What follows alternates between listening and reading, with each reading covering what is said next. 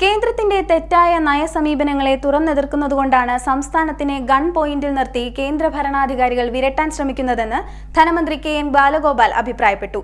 സംസ്ഥാനത്തും അർഹതപ്പെട്ട വിഹിതം തരുന്നതിന് കേന്ദ്രം മടികാട്ടുകയാണ്. സംസ്ഥാന ഭരണകൂടം കേന്ദ്രത്തിന്റെ വിരട്ടലിനു മുന്നിൽ കീഴടങ്ങിയില്ലെന്നും മന്ത്രി പറഞ്ഞു. മുതുകുളം സബ് ട്രഷറിയുടെ പുതിയ കെട്ടിടത്തിന്റെ ഉദ്ഘാടനം നിർവഹിക്കുകയായിരുന്നു മന്ത്രി.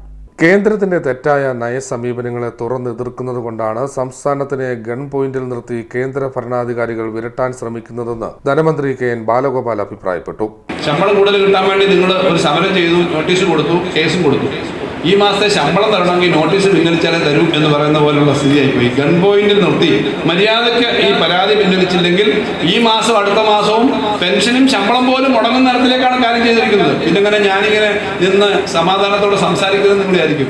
പക്ഷേ ഈ കാര്യങ്ങളൊക്കെ നിങ്ങൾക്ക് കൂടെ അറിയാവുന്നതുകൊണ്ടാണ് ഇതൊക്കെ ഞങ്ങളെ എതിർക്കുന്ന ആളുകളും ഈ കാര്യം മനസ്സിലാക്കുന്നുണ്ടെന്നാണ് കരുതുന്നത്. അപ്പൊ നമുക്കൊരു കേസും കൊടുത്തില്ലെങ്കിലും, കേസ് വിഡ്രോ ചെയ്താലും, ഒന്നുമില്ലെങ്കിലും തരേണ്ട 13,000 കോടി രൂപ തരില്ല. മാർച്ച് മാസം എങ്ങനെ പോകുമെന്നുള്ള ആശങ്കയാണ്. ഇതിനെല്ലാം ട്രഷറിയും കൂടി ബന്ധപ്പെട്ടതാണെന്നുള്ളതുകൊണ്ടാണ്. ട്രഷറിയിലെ പണം അവിടെ ഇങ്ങോട്ട് വരുന്ന ഫ്ലോ അങ്ങ് അടയ്ക്കും, എല്ലാം ശ്വാസം മുട്ടിക്കും. ഇതാണ് ചെയ്യുന്നത്. ഇതിനെ നേരിട്ട് നമുക്ക് പോയേ പറ്റും. അതുകൊണ്ട് വീണ്ടും ഇത് സുപ്രീം കോടതി ചെല്ലുമ്പോൾ സുപ്രീം കോടതി തന്നെ 6-7 ഈ കേസ് വീണ്ടും വെച്ചിരിക്കുകയാണ്. ഇപ്പൊ സുപ്രീം കോടതി വരെ കേസ് നടത്തിയിട്ട് സംസ്ഥാനത്തിന് അർഹമായ പണം കിട്ടേണ്ടതടക്കം ഉള്ള കാര്യങ്ങൾ ചർച്ച ചെയ്യുന്ന ഒരു ഘട്ടത്തിൽ കൂടിയാണ് നമ്മൾ പോകുന്നത്. അതുകൊണ്ടാണ് സ്റ്റേറ്റ് ബാങ്ക് ഓഫ് ട്രാവൻകൂറിന്റെ കാര്യം ആദ്യം ഞാൻ പറഞ്ഞത്. സ്റ്റേറ്റ് ബാങ്ക് ഓഫ് ട്രാവൻകൂർ ഇപ്പോൾ എങ്ങനെയായി? ഇന്നിപ്പോൾ നമ്മുടെ ട്രഷറികളെ പോലും ഇങ്ങനെ നിയന്ത്രിക്കുന്ന അവസ്ഥ വരുന്നു. നമ്മുടെ കാര്യങ്ങൾ നടത്താൻ ഇപ്പം ഇവിടെ നാട്ടിൽ ധാരാളം കാര്യങ്ങൾ നമുക്ക് നടത്തുന്നുണ്ട്. ചെലവ് കൂടുതലാണ് നമ്മൾ. കാരണം പണമില്ല എന്നൊക്കെ എല്ലാവരും പറഞ്ഞു. ഞാനും പറയുന്നത് കിട്ടാനുള്ളത് കിട്ടണമെന്ന് ഞാൻ പറഞ്ഞില്ലെങ്കിൽ കിട്ടില്ലല്ലോ. പക്ഷേ ഞാൻ ചുമതലയെടുക്കുന്ന വർഷം തൊട്ടുമുമ്പത്തെ വർഷം ആകെ ചെലവാക്കിയത് 1,38,000 കോടി രൂപയാണ്. ഈ വർഷം നമ്മൾ ചെലവാക്കുന്നത് 1,68,000 കോടി രൂപയാണ്. പണം ചെലവാക്കുകയും ഒന്നിനും ക്ഷാമം വരാതെ മുന്നോട്ട് പോവുകയും ചെയ്യുന്നുണ്ട്. ഈ ട്രഷറിയൊക്കെ അല്ലെങ്കിൽ പൂർത്തിയാവില്ല. പക്ഷെ ഇതിന് നമുക്ക് ഇനിയും കിട്ടാനുള്ളത് കിട്ടിയില്ലെങ്കിൽ നമ്മൾ വിചാരിക്കുന്ന പോലെ കാര്യങ്ങൾ ചെയ്യാൻ പറ്റില്ല. സാധാരണ 62 ലക്ഷം പേരുടെ സാമൂഹ്യക്ഷേമ പെൻഷൻ നിർത്തിയിട്ട് നിങ്ങൾ ചെലവ് കുറയ്ക്കണമെന്ന് പറഞ്ഞാൽ ചെലവ് കുറയ്ക്കാൻ പറ്റില്ല എന്നാണ് കേരളത്തിൻ്റെ അഭിപ്രായം. സാധാരണക്കാർക്ക് ചികിത്സയ്ക്ക് 500-600 കോടി ബഡ്ജറ്റ് വെക്കും നമ്മൾ. കരുണ്യയും മറ്റു പദ്ധതിയും കാസ്ബുക്ക് 1,600 കോടിയാണ് നമ്മൾ ചെലവാക്കുന്നത്.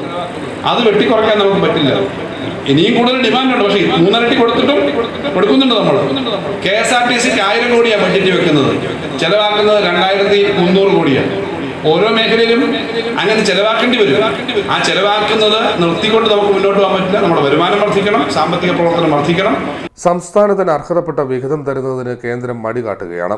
സംസ്ഥാന ഭരണകൂടം കേന്ദ്രത്തിന്റെ വിരട്ടലിന് മുന്നിൽ കീഴടങ്ങില്ല. പൊതുസമൂഹത്തിനെ അണിനിരത്തി ഇവരുടെ ജനദ്രോഹ നയങ്ങളെ എതിർക്കും. സംസ്ഥാനത്തിന് ലഭിക്കേണ്ട ന്യായമായ വിഹിതം വെട്ടിക്കുറച്ച നടപടിക്കെതിരെ സർക്കാർ കോടതിയിൽ പോരാട്ടം നടത്തുകയാണ്. ഇത് സംസ്ഥാനത്തെ പ്രതിപക്ഷ കക്ഷികൾക്കും പൊതുസമൂഹത്തിനും അറിവുള്ള സംഗതിയാണെന്നും മന്ത്രി പറഞ്ഞു. കോടതിയിലെ കേസ് പിൻവലിച്ചില്ലെങ്കിൽ മാത്രമേ കേന്ദ്ര വിഹിതം നൽകൂ എന്ന കേന്ദ്ര സർക്കാർ നിലപാട് പ്രതിഷേധാർഹമാണെന്നും മന്ത്രി പറഞ്ഞു. CDNet news, Muthukulam.